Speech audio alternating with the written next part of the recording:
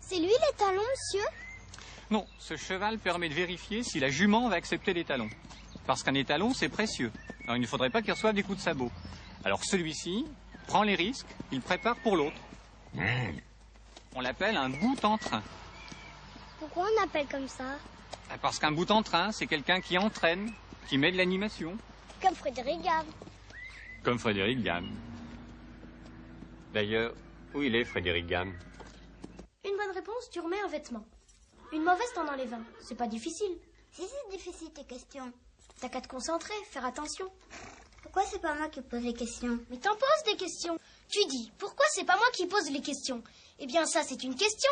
Ah, les intellos, pour vous suivre. Alors, qu'est-ce que c'est qu'une épanadiplose? Quoi? Une épanadiplose. Une énapaplidose. C'est une fille qui a une maladie. Non, c'est pas ça. Retire ton maillot. Frédéric, Sophie, qu'est-ce que vous faites là? Mais qu'est-ce que tu fais dans cette tenue, toi? Qu'est-ce que tu as encore inventé? Mais tu es un vrai diable, hein? Qu'est-ce qu'on va faire de toi?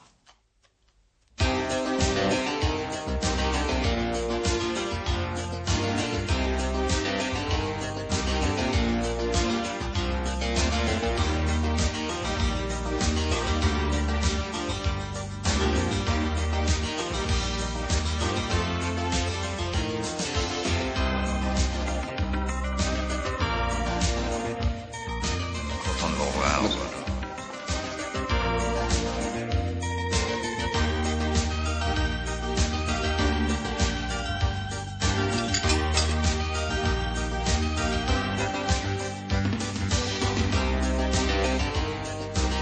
Mesdames, messieurs, mes chers collègues, je suis heureuse de vous retrouver au seuil de cette nouvelle année scolaire, après les vacances qui, je l'espère, vous auront rendu le dynamisme, le tonus nécessaire à l'exercice ô combien difficile de votre profession. T'as des vagues de 12 mètres 50, t'as 12 mètres. Ce qui fait quand t'arrives en de la vague, en plus avec une petite planche. De moi et de mes collaborateurs, toute l'aide que nous serons en mesure de vous apporter.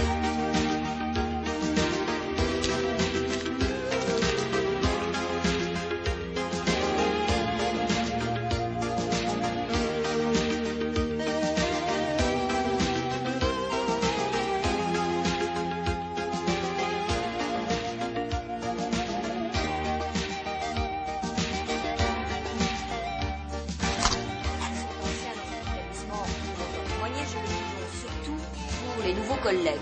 Ils peuvent croire à notre complète disponibilité. Je veux croire que cette disponibilité sera réciproque, n'est-ce pas, monsieur Birdil, qui pourrait nous faire la courtoisie de faire semblant de nous écouter? J'espère que je ne vous dérange pas. Me permettez-vous de présenter les nouveaux collègues? Merci. Donc, cette année, monsieur Delarue nous a quittés. Il sera remplacé par mademoiselle Ruffin en mathématiques. En sciences physiques, nous accueillerons Madame Taulier, qui nous vient de Menton. Madame Franchon. Madame Franchon, présente.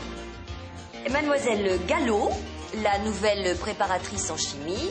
En littérature, lettres modernes. Ça suffit. Un nouveau poste. Sont ceux du fond, madame. Just. Toujours les mêmes. En littérature et lettres modernes, un poste a été créé qui nous permet d'accueillir Monsieur Gamme. Monsieur Frédéric Gamme n'est pas là?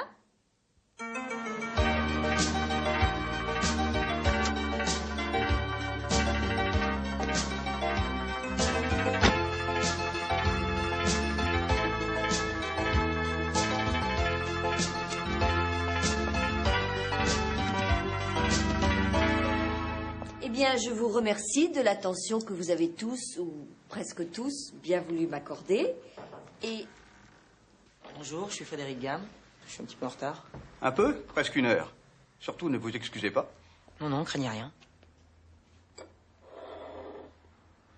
Eh bien, je suis ravie que vous nous ayez trouvés. Et je vous invite, ainsi que vous tous, mes chers collègues, à prendre le verre de l'amitié. Vous... Alors, t'as les A3? Bah, il paraît.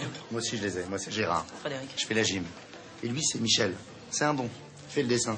Les arts plastiques. Bon, il a l'air snob comme ça, mais il est sympa. Puis tu verras, dans l'ensemble ici, c'est pas mal. La salle des profs, c'est pas très gai, hein. Au niveau du décor, c'est même sordide. Encore un peu? Merci. Non, merci. Moi, tu peux y aller. Toi, évidemment. Si tu as un problème, tu n'hésites pas à venir me trouver, on en parle. Je suis la déléguée syndicale. C'est la documentaliste. Elle s'occupe aussi du ciné-club. Bon, elle est très chiante, mais c'est pas le mauvais cheval. Mais demande à Francis, il travaille avec elle. Alors Francis, Josiane. Fatigante. Fatigante. C'est plutôt féminin, ici. Mais à peine une dizaine d'hommes. Et encore. Toi, ces deux-là, là, ils sont pas praticables. Le chauve, c'est René, l'agrégé de maths. Et le barbu, c'est Charles Max. C'est son vrai prénom. Tu vois déjà les parents. Qu'est-ce qu'ils ont à nous regarder comme ça, ceux-là? Le petit jeune qui parle avec le censeur. Nono, il fait le latin. Il prend sa retraite à la fin de l'année. T'étais où avant? À Baudelaire. C'est pas une ville, ça? Non, c'est un lycée. Enfin, si on veut. T'as eu des problèmes là-bas? Comment ils sont, les gamins, ici? Ah bah si tu les prends bien dans main dès le début, t'as pas de problème.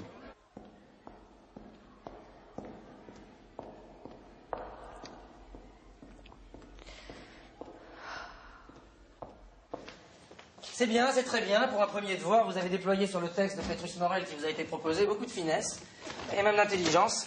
Seulement l'intelligence, ça suffit pas. Il faut aussi du bon sens. Le texte commence de cette façon. Donnez-moi votre main, asseyons-nous, ma belle, sur ces palis de chêne. Ces palis de chêne. Je suppose que le mot pali n'étant pas très courant, vous avez dû le chercher dans le dictionnaire. Et vous avez trouvé pali, petit pieu pointu. Vous iriez vous asseoir avec votre petite amie sur des petits pieux pointus? Vous pouvez vous marrer, mais en attendant, il n'y en a pas un qui ait trouvé ça bizarre. À part peut-être Guillaume. Alors lui, ça l'a un petit peu intrigué, cette histoire de pieux. Il essaie de m'expliquer qu'à l'époque, les vêtements étaient très épais, très solides, et servaient à plusieurs générations. Mais enfin, même en cuir, un pieu pointu, c'est un petit peu dur pour un rendez-vous d'amour, non? En fait, c'était pas des palis de chêne, mais des palis couchés. Et c'est pas tout. L'auteur vient de dire, asseyons-nous, ma belle, sur ces palis couchés, et courons les sentiers qui serpentent sous le ciel. Ça vous a pas intrigué qu'il l'invite à s'asseoir et qu'il lui dise courons? En fait, c'était pas courons, mais rêvons dans le texte original. Alors Maud, elle, ça l'a pas gênée. Elle m'explique en substance qu'on court mieux quand on est assis. Ce qui est une théorie tout à fait intéressante. J'ai pas dit ça comme ça, je parlais de course imaginaire. Enfin, c'est pas très clair dans votre copie. Pas plus clair d'ailleurs que tout ce texte que j'ai détourné. Et il n'y en a pas un, devant autant d'incohérences, qui a eu l'idée de vérifier si ce texte existait. Pourquoi est-ce que je me suis amusé à ça? Parce que nous allons aborder le XVIIIe siècle et l'esprit critique. Alors ne gobez pas tout ce qu'on vous raconte. Un prof, c'est pas sacré. D'ailleurs, rien n'est sacré. Faut douter de tout. Et même l'auteur, Petrus Morel. Petrus Morel n'existe pas. Il s'agit en fait de Petrus Borel. Je prie de bien vouloir m'excuser de ce subterfuge. Borel, avec un B, comme ballot. Ou un B comme Bel Air, Laetitia, qui semble être la seule que ce texte ait laissé perplexe, puisqu'elle m'a rendu une copie blanche.